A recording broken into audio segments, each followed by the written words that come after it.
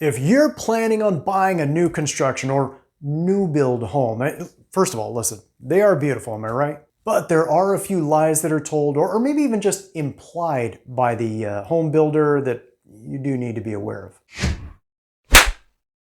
Hey, Jose here, your SoCal Realtor. If you're even thinking about buying or selling a home, do not hesitate to reach out. My team and I, we are here and ready to help you with your real estate needs. Okay, so first up, I'm sure you've seen it. You're driving down the road or maybe driving down the freeway and you see off to the side the big billboard, brand new home starting at whatever that number was. My point though is just this. Is that price actually what you're going to pay to buy a home in that new home development? Well, I should probably say no. No, it's not very likely. That's their advertised price. That's the price they use to get you in the front door. And well, if you're in there and you're talking to their sales rep, obviously it worked, but what are they going to do? As soon as you come into the front door, they're going to do things like, gee, would you like to have a cup of coffee or whatever it is.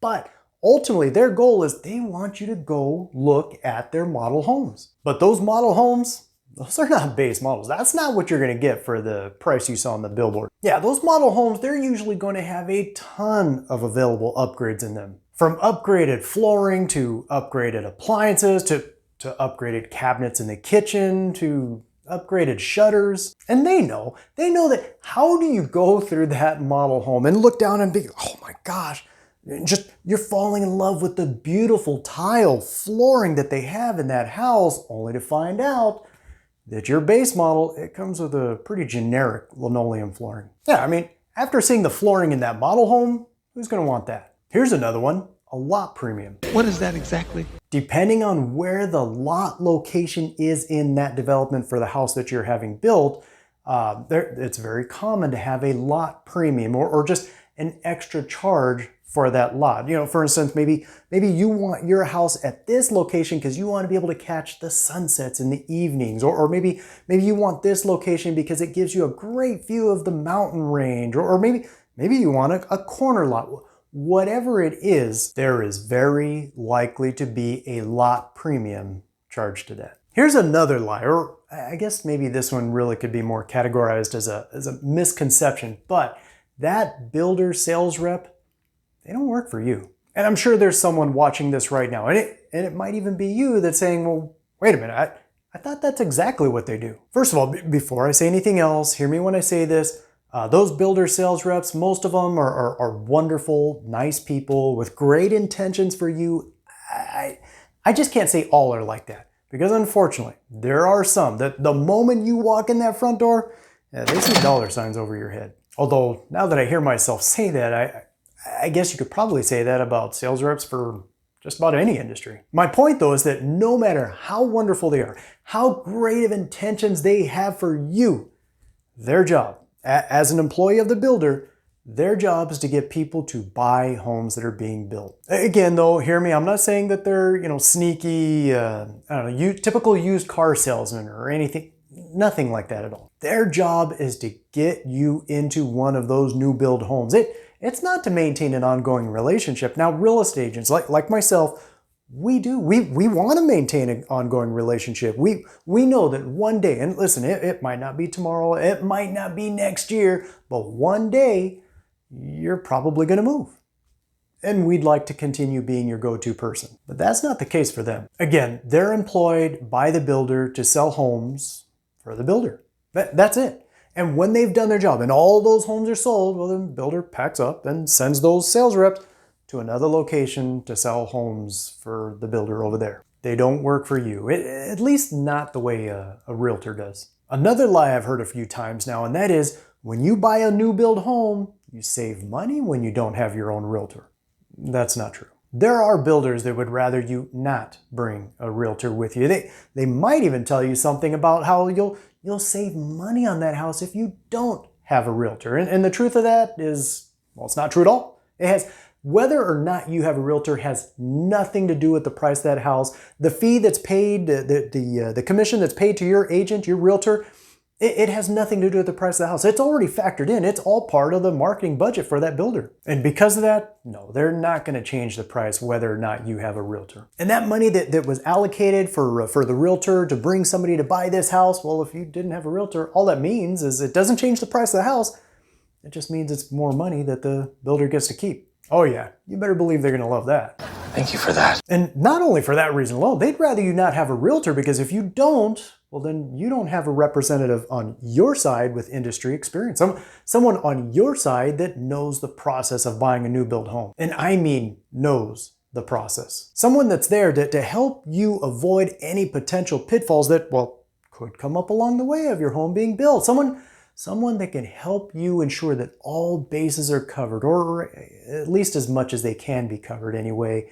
Because listen, if you don't have someone like that works for you, that's looking out for you, I mean, doesn't that sound a little bit more like that's potential savings for them rather than you? Just make sure that you have your realtor with you when you see that builder for the very first time. Because if you don't, hey Jose, but we just saw a sign, it was a spur of the moment thing. Listen, if you go there and it's your first visit and you don't have your realtor with you, most builders will lock them out. They will block you from being able to have a realtor that represents you. Another lie that I've been hearing passed around quite a bit, and that is that if you use their lender, it's a guarantee that you're going to save money. The key word there is... Now, because builders, they sell just so many homes. I mean, they sell all the homes in this development, and then they go to the next development, they sell all those homes. So they sell so many homes. They refer out so much business to other companies like lenders, title companies, etc. They send out so much business to them that now they have developed great relationships, great rapport with all these companies.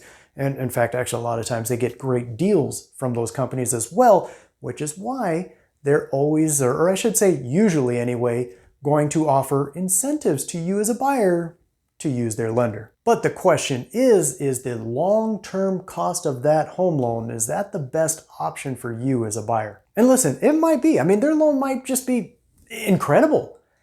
I just can't say it always is. Now, I would say this is if you want to be able to have something to compare to, get a second opinion, then I would say talk to an outside lender. Talk to your own lender, get a pre-approval. This way you do have that. You have something to compare to, and you can go with whichever loan option makes the most financial sense for you. Real quick, before we go any further, if you can do me a favor, let us know if you or maybe someone you know has heard any of these lies before, or if maybe there's a lie that didn't make the list.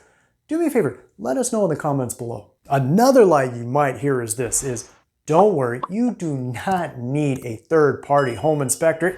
It's a brand new house, and we go through all of that with you. Yes, they kind of do, and here's what I mean. When you get toward the end of the building phase for your house, and that's usually like in the last 2 or 3 weeks or so, but when you get to that point, what they'll have you do is they'll have you come down to the house, they'll have you with one of their representatives go to the house, they'll hand you a roll of blue masking tape and they'll say, walk through the house, put a piece of masking tape on anything you see that looks like it needs to be fixed or even replaced. And that could be any number of things. Maybe a chipped tile or maybe maybe a scratch or a dent on one of the appliances. Maybe the cabinets have a blemish on them that you don't like. You're like, hey, that's not what I'm paying for.